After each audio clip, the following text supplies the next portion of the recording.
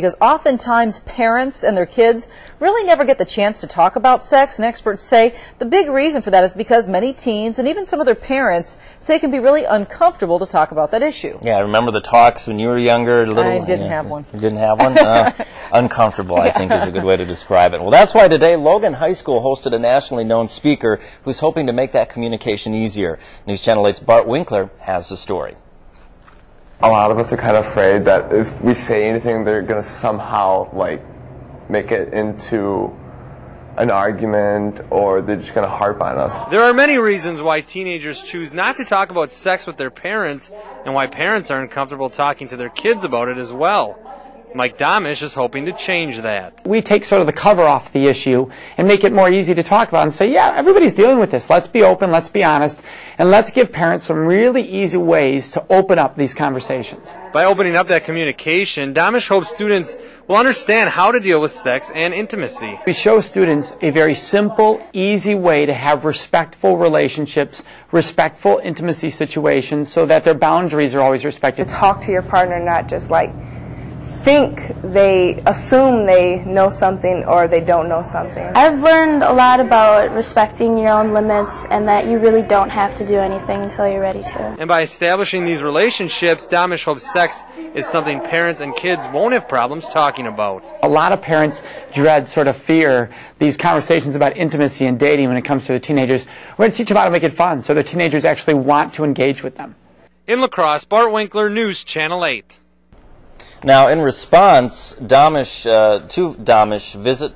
some students at Logan are starting a group designed to discuss these issues all year long. And they're still working out the details, but they do hope that they'll be able to talk to kids at the middle schools later this year. Mike Domish was brought to Logan through Gunderson Lutheran's Sexual Abuse Counseling and Support Program. Yeah, so earlier tonight I was able to sit down with Mike to talk more about this issue. Mike, thanks for being with us tonight. Thank you for having me. Busy day. What kind of reaction did you get today at Logan High School from the students? We had a great reaction from the students. Very energetic, very enthusiastic. A lot of students coming up and actually thanking us, saying, you know, we really appreciate you coming here. Thanks for saying this.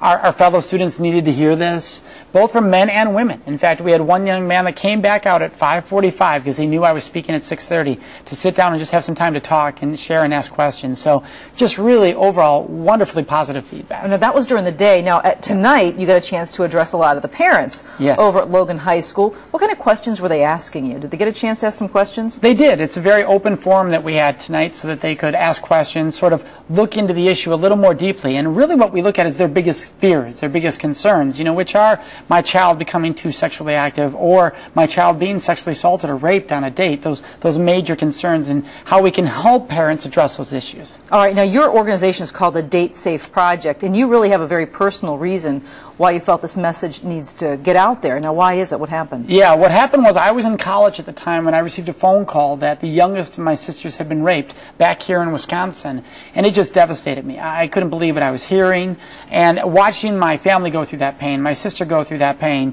Soon later, I had to look in the mirror and go, well, this is a guy. How do I date? And as I looked in the mirror, I realized, you know, I never asked. I just assumed what the person wants. Isn't that what everybody does? Started talking to friends. He said, well, yeah, that's what everybody does. And I realized, wow, we have a setup here for trouble. One person just makes their move until the other one stops them. It's a form of self-defense. It's not a choice, really. And so that made me reevaluate as a man how we make these choices and what's the best way to really give a person a choice. That's to ask. So ask first is one of the most basic messages. Okay, also, what kind of, it's almost like a cultural change that needs to happen. Do you think it's something that as you talk to kids, does it make sense to them, or do you think the guys are taking the message one way and girls take the message a different way? Yeah, it's one of the most common questions I get. People go, well, what are the odds they're going to really use this? You know, if you went up to a teenager and said, hey, you got to ask before you kiss someone, they're going to laugh their heads off at you. They will. So what we do is we come in and we show in the program, we role play asking scenes so they get to see positive examples of asking.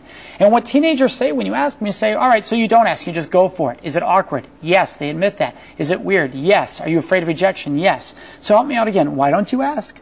And they're like, well, because we don't know how. So then we teach them how. And they're like, wow, that's not that difficult, saying, may I kiss you to somebody? And then teach them how to handle it. If they say no, they realize, you know what, this is easier. And so now they're walking out going, thanks. Guys say, thanks for making this easier. Women say, yeah, you know what, I don't have to be submissive and wait all the time. I can take control. So it empowers people. Very good. And Mike Domish, thanks so much for being with us tonight as well. Oh, thank you, Martha.